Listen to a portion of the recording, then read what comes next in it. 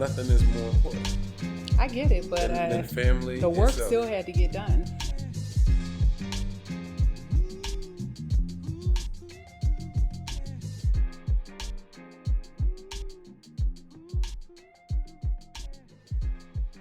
Well, let me take this one, because one of us doesn't do a good job at it, and I'm constantly I on would the have other answered person. that. See, I didn't even say who it was. I just said one of us. I think it is it's of the utmost importance. Let me answer this question first. That we then put you can ourselves first. I have been failing miserably at taking care of myself.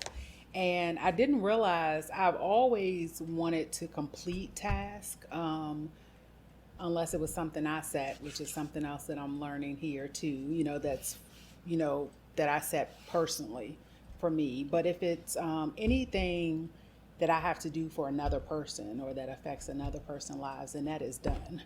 And that's done at the expense of me. I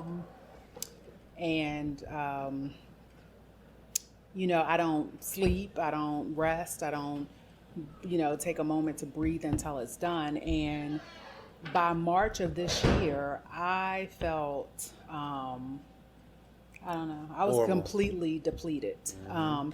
And I felt like I was just kind of lugging around probably logs or brick or something. It was just a real heavy feeling. And then I finally went to the doctor back in September and learned that It's just taking a toll on I had been depleting myself to the point where I'd never had issues with, like I was severely anemic, low vitamin D levels. My thyroid was great. Thank goodness. I mean, it was like the only positive test I had. And I had turned to this diet where I was kind of eating only rice. Lots of rice. So you can't. I was going to say how much I was eating. So you cannot survive off just rice, or at least my body can't.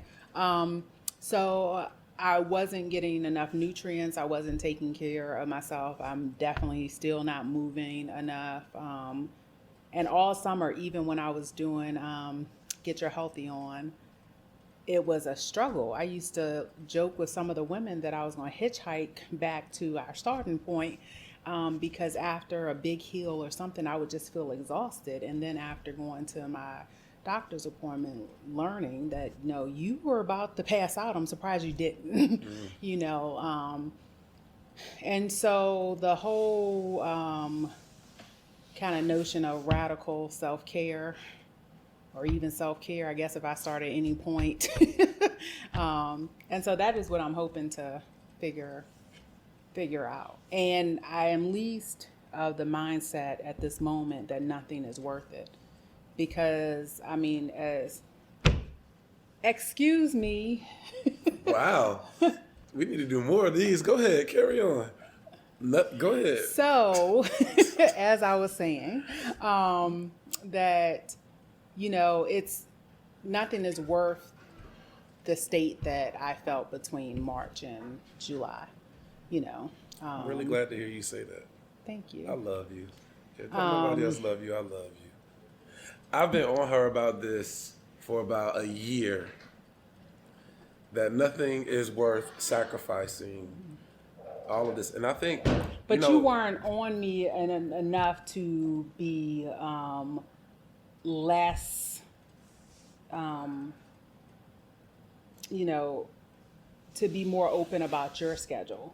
You made a decision, and that decision included yourself, your family, but it not include your obligation to counsel. Right. Because nothing is more important. I get it, but than family. The work itself. still had to get done.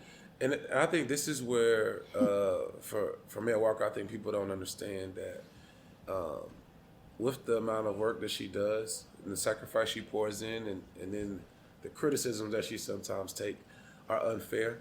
And honestly, I think it takes you as a counselor 2 years to be able to, one, get acclimated with everything, get just in your own groove, and then to understand how to prioritize and what's most important. So, like for me, by the time Nakia came on council, I was okay with whatever. was much more comfortable with myself, much more. I had a much better handle on how to be a counselor, my priorities, what I want to get done, and then let's figure out how we get everything done. I think it takes you, again, 2 years to be able to do that. So then you couple that with someone like her who is as a go-getter as you're going to find. It's a whole lot to take on. I got to a point where it might have been, I can't remember if it was last year, the end of last year, or at some point this year. I think it might have been the latter part of last year, where I was just like, there's nothing more important than me. Nothing. There's nothing more important than my health, my self-care. If that means I'm going to go jog in the morning, every morning with my friends and my guys, we're going to run the streets. If that means that I'm going to play basketball, lift weights, yeah, if we're going to play basketball on Tuesdays and Thursdays at 5:30 a.m., all within the 6-hour time frame, we're going to do it. I'll fit you in this emergency meeting that you need to have. Nah. You got 30 minutes between. And she only got prioritized like that because I love her. But everything else, I had to get to a point where it's just me, because everything that had transpired over the past couple of years, I felt similar to how she was feeling. Like it was just taking a toll on me where I could not be myself. And I was seeing it at home. I was seeing it at work, and like professionally, things were going well, but I wasn't happy. And ultimately, like, this is a job because of who we are and because of the responsibilities that we have and because of our positions in the community. Just because black folk, just being honest, haven't seen black leadership in that regard who are like us. And if we're being candid, I'm talking about like folks who they can come up and talk to, folks who they know they can call if something is really going down. All of that takes a toll on us, and I wasn't happy. So I had to get to a point of doing the things that I had to do for me to be happy. But also, I think that's kind of a warning to the public. Yeah. If you want someone who's working on your behalf to stay, you can't also be the people who abuse or not, try to open up that, understanding the reasons that maybe maybe you don't like every decision somebody make, but does that mean that they're not doing good in some areas? To the point now that I think we may, with the new council, see where this is a lot for one person to push through, making sure that the state of the black and low-income community changes, right? It's hard. Mellow, you a fool for this one, boy.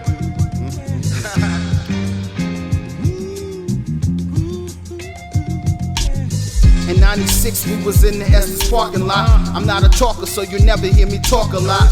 I'ma tell a story of what happened back then. It's the story of some enterprising black men. Y'all remember when Estes used to be jumping, the vendors out and somebody had the beats bumping. My man Papers, yeah, he got the mixtapes, the fly gear from up top. Yo, what up, Dave? Ronnie Anderson over on the chest.